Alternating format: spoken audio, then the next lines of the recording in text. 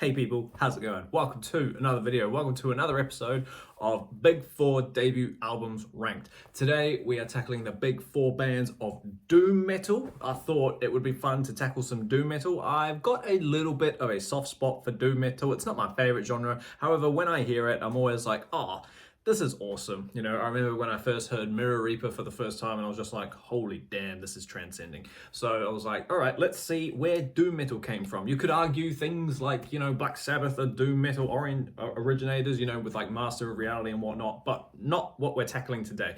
We're going to tackle the big four, you know, of what the internet believes to be the big four of doom metal. So we're going to put Candlemass's Epicus, Doomicus, Metallicus up against Troubles.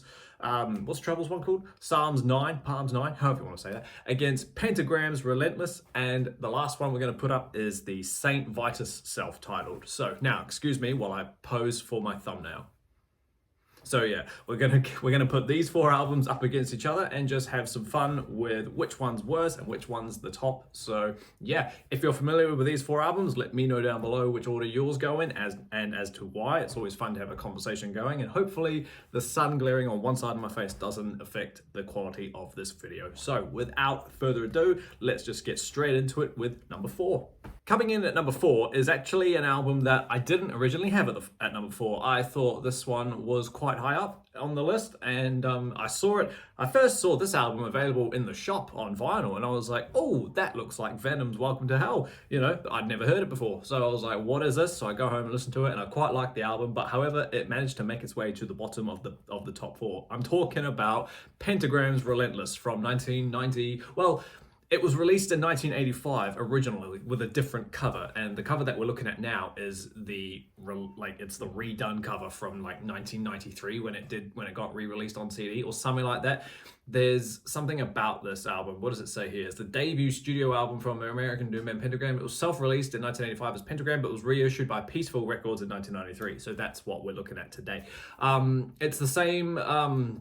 It's the same track listings in terms of, you know, like are they in a different order? They're in a different order slightly, so that doesn't really matter, but like all the same songs are all still there. It's still the exact same time length and everything, so that's awesome. Why I thought this one was going to be higher was pretty much for not the title track song, but the second song or third song, whichever one you want to talk about, the song Sign of the Wolf, with Pentagram in the titles in brackets. That song was awesome. I just thought, oh, this is funny. It was a little bit to put this one in the big four of doom, I thought was interesting because compared to the others, it's a tiny bit faster. Like it's more mid-tempo to more as opposed to holding one note for 4 days, you know. But like, I thought this album was okay, but I just thought after a while it did get a bit uninteresting. You know, by the time you get to like Death Row and Dying World, it was a bit like, okay, what's left on this album? And you know, it was fun, and the vocals aren't my favorite either. Who did the vocals for this album? A guy called Bobby Liebling.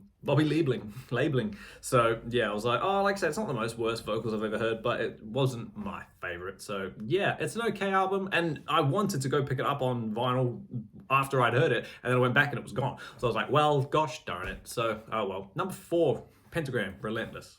Number 3 is Saint Vitus from 1984. Released January 13, 1984.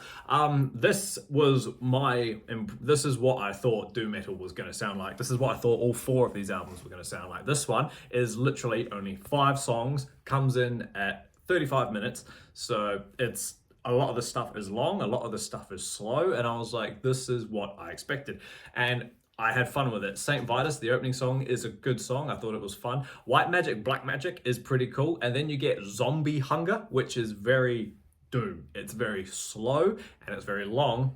Well, it's the shortest long song, if that makes sense. Zombie Hunter is only 7.5 minutes, but it definitely feels like it, where it was just like, oh, boom, boom. You know, it's real slow paced. And it was like, okay, this is probably a real doom metal song. And then the other side 2, The Psychopath, is 9.5 minutes, and my god, does it feel like it.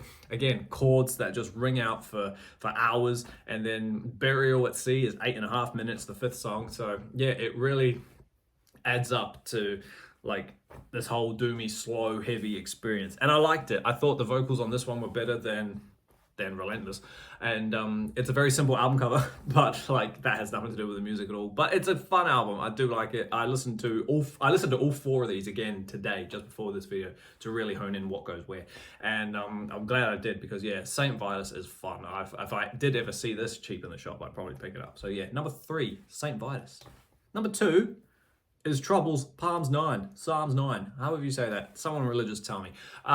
This one I was immediately intrigued by because of, for one, the title track. Well, not the title track, the title of the album. I was just like, what do you mean? Why is it called that? Is it a religiously driven song? And I've just read here, Palm's songs and lyrical content are primarily from the Bible. The title track contains verses directly from the King James Version. The name of the opening song, The Tempter, comes from the line of Matthew 4:3, the fall of Lucifer, which is great. So the fall of Lucifer is primarily about the events of Revelations 12:7. I've got 13:18 on my arm. The song makes mention of Revelations 12. You know, it's a very religiously driven album, but take that aside, it doesn't matter. We listen to black metal, so it's all good fun. I feel like the middle chunk of this album is probably its weakest part. Track 1, The Tempter, is actually really, really good, and it's a long one too. It's longer than some of the others. Is the longest song, actually. 6.5 minutes. Assassin was fine. Victim of the Insane was all good. But then I feel like side 2 is really much stronger. Songs like Bastards Will Play, which is only 3 or 4 minutes long. The Fall of Lucifer, that one's fun. That one's really, really fun. And then End Time is an instrumental that goes for 5 minutes.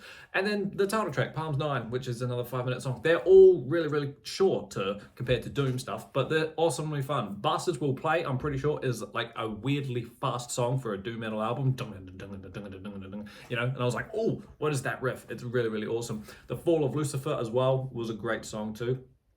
Eric Wagner on vocals, and he's doing a great job on this one. I did quite like it.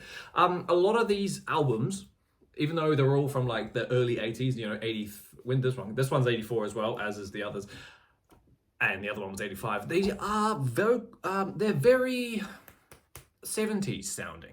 Do you know what I mean? It does sound to me like heavy 70s music. So that's an interesting take on it. But yeah, this one, Troubles, is a fun album, and I think I'll delve into more of Troubles music, because this stuff is just great fun. So yeah, number 2, Troubles, Psalms 9. Which, I mean, comes as no surprise. If anyone listens to Doom, surely it was predicted that number 1 was going to be Candlemass's Epicus Doomicus Metallicus, which is just a piss take of Latin of saying epic doom metal. And I was like, that's pretty cool. Again, this album is one of those albums where it's got like a real infamous name and a real infamous album cover that every metal fan has either seen or, you know, well, seen really. I'm one of those people, yes, who are very familiar with the picture and the name, but I've never actually listened to it prior to this choice of ranking. So the minute I heard the opening acoustic part for Solitude, the opening song, I was like, okay, straight away I thought this is pretty much I thought this is the better album out of everything I've heard.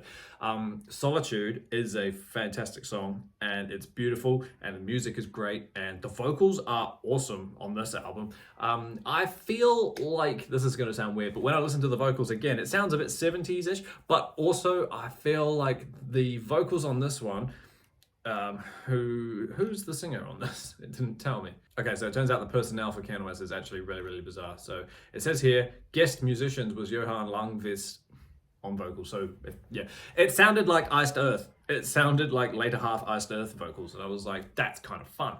But anyway, aside from that, Solitude was awesome. We all know it, we all love it. Demon's Gate, a big 9-minute slower one, sort of. That was fun. Crystal Ball, 5.5 minutes. Just that itself is awesome. Blackstone Wielder and Under the Cloak was fun. And then A Sorcerer's Pledge is pretty cool. It's got this weird little, like, not techno, but synthy, symphonic-y ending or section, and it was like, that's a fun way to close the album. This album as well is 6 songs long, and it's 42 minutes, so it's, you know, borderlining Doom, 6 songs, 42 minutes, you know. And yeah, but the minute I heard Solitude, I was like, oh yeah, definitely, this is number 1 for me. So yeah, it's a great album, and I will definitely be checking out more Candlemass in the future if it all sounds like this. So yeah, number 1 for me, Epicus Doomicus Metallicus from Candlemass. awesome as team. Thank you so much for hanging out with me while I sit here and get increasingly more passionate about doom metal. Like I said at the start, let me know down below what your favorite doom album is. Is there someone else who should have been included in this top 4 instead of the ones I just mentioned? Let me know down below. Keep an eye out for the next Big 4 debut album. Who knows what it'll be? Might be symphonic metal because I haven't done that one yet. But anyway, until that happens, everybody, stay inside, stay safe, listen to doom metal, and I will see you all in the next video. See you later.